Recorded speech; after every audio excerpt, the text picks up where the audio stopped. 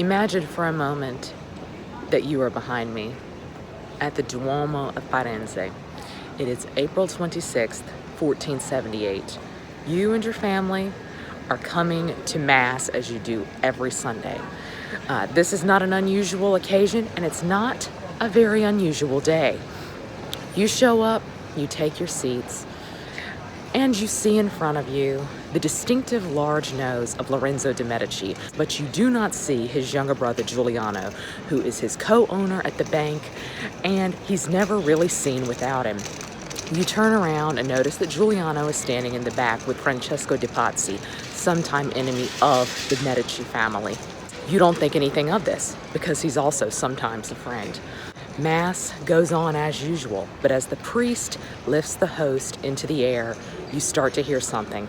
You turn, and behind you, Giuliano is being stabbed viciously over 19 times, once a deadly blow to the head by Francesco de Pazzi and another conspirator. Ahead of you, Lorenzo the Magnificent's neck has been cut. He is taken away to the sacristy. You run, as does nearly everyone else in the church, and now you're unsure of whether the ruling family of Florence is dead. Lorenzo makes it, you're not sure of this, but Giuliano is in fact dead.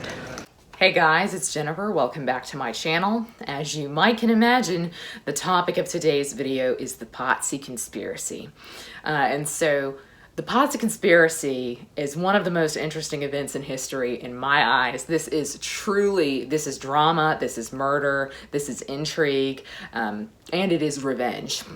There is a lot to unpack here, and I am probably not going to go into it in the depth that you would really like. But today is its anniversary. A lot of people have postulated over the years that the Pazzi conspiracy occurred at High Mass on Easter Sunday. That has never been proven to be true, but it is just more likely that it was a regular Sunday, which is horrifying enough. So to continue on with my example, what led up to the moments that you saw when you were there at High Mass on April the 26th, 1478? What happened to lead up to this moment? So the Pazzi conspiracy is named for a particular family in Florence, a rival banking family called the Pazzi. So you might think they were the real instigators, that a lot of it came down to competition in business as being bankers. And I can assure you, I know that I sound pro-Medici, and I will sound pro-Medici in this video and in a lot of these in my Renaissance recommendation series.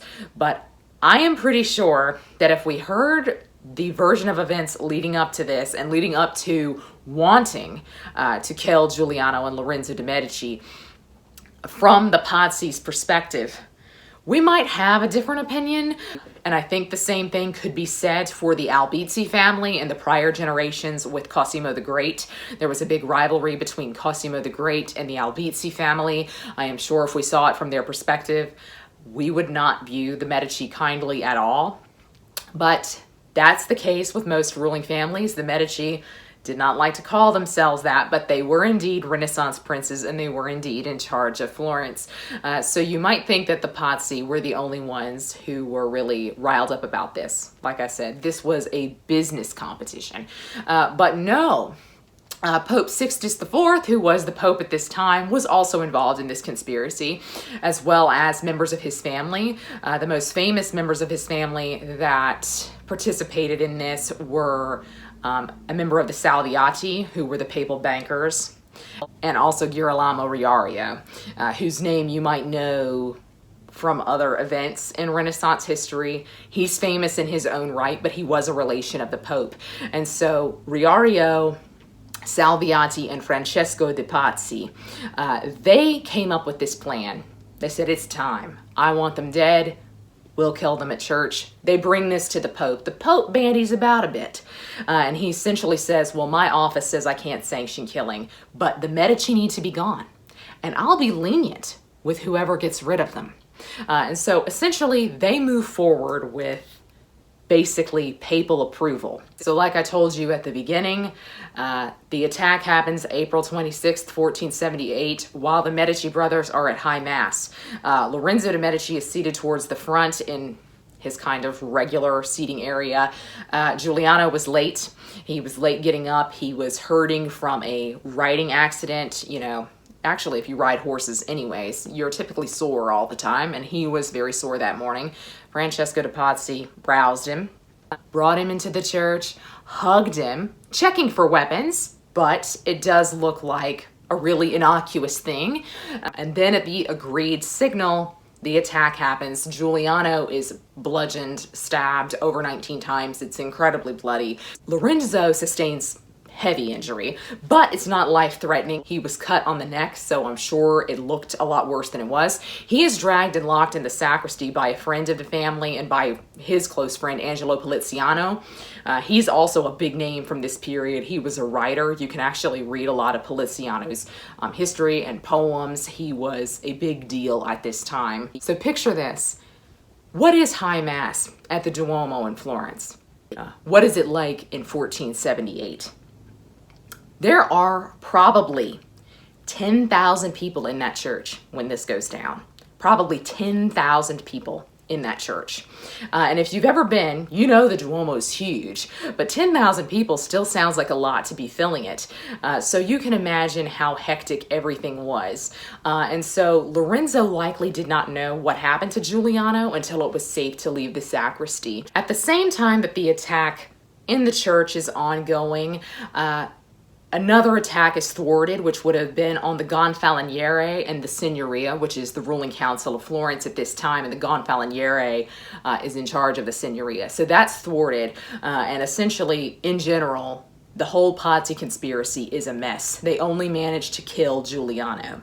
So in the aftermath of this, most of the conspirators are caught and executed. Salviati and Francesco de Pazzi are hanged from the windows of the Palazzo della Signoria, now known as the Palazzo Vecchio.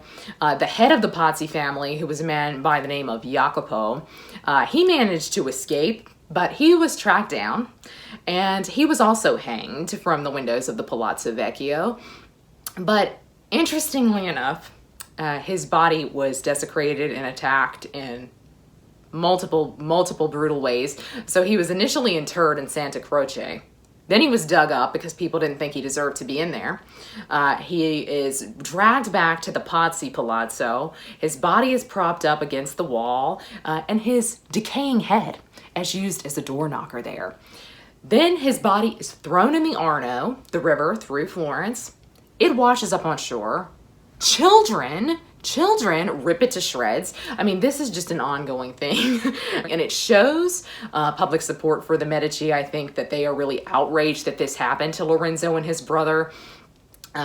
And Lorenzo, of course, kind of says, I don't want violence. I don't want you to attack these people on my behalf. But people do it, and he doesn't really punish them for it. There are a lot of conspirators that really managed to get away, and so it took years to finally track down and kill them all. One guy made it as far as Constantinople. He was sent back in bondage by Emperor Mehmed II to Lorenzo so that he could execute him. So as you can imagine, the Pazzi are banished from the city, their lands, their holdings entirely forfeit. The business is gone. If you have a Pazzi name, you are required to change it. The Pazzi coat of arms and the name in general are stricken from the record. If you are married to a Pazzi, this is bad news for you. A lot of them are banished and are not allowed back into the city until the Medici are ousted for a time in 1494. The Pazzi do come back into the city at that point in time. But I mean, there were monuments in the city to them. There were streets named after them. All of it renamed, all of it changed. This is intense, it is crazy, and it actually works. And in fact, the Pazzi conspiracy really had the reverse effect. They wanted people to turn on the Medici. They wanted people to realize that the Medici were running this city not in the way that Florence as a republic should be run. But this really only made people's opinions of the Medici grow higher, and particularly of Lorenzo. Lorenzo handled this with a lot of finesse. He managed to show a good hand in foreign politics through hunting down the conspirators, through dealing with the Pope, who of course he had a terrible relationship with after this, as you might can imagine, knowing that the Pope was involved in this conspiracy. He was already famous as a humanist and as a patron of the arts. Lorenzo de Medici was also a poet. He already had a name in the city that people respected. But this really cemented him as a magnificent ruler. This is why I think Lorenzo's name lives on. It was this moment in time that changed him as a ruler, and it changed him as the leader of Florence, and I think it is why we remember Lorenzo as the Magnificent. The Pazzi conspiracy is genuinely one of the craziest moments in history to me. It went on to influence art, it went on to, of course, influence the city of Florence, and it changed Lorenzo de Medici as a man, as a person. I think he changed from being rather nice and lenient to being somebody who was very stern about what happened within Florence's walls and gates. This is an event where chance took hold. It is by sheer chance that Giuliano de Medici got out of bed that morning, hurting as he was, and actually made it to the cathedral. It is by chance that the conspirators did not get hold of the other ruling factions in the city, the Signoria and the Gonfaloniere. It is by chance that Lorenzo's wound wound up being only a flesh wound. And this is also, I think, one of those moments in history where I think you can identify where a man made his name. And I think you can see why Lorenzo transformed as a ruler. Aside from art patronage, which I think we would always remember him for, this moment made him a political leader and a political mind. And I think it really changed Lorenzo, and it made him into someone that we view as magnificent. So that was our history chat for today. I hope you enjoyed it, and I hope you enjoyed some of the footage that I took while I was in Florence. If you had ever heard of this, please let me know down below, because I feel like it's fairly obscure. If you have heard of this, or if you hadn't heard of it, I would love to know that down below. But that's going to be all for me today. I hope you're all having a great week. Happy reading. Goodbye.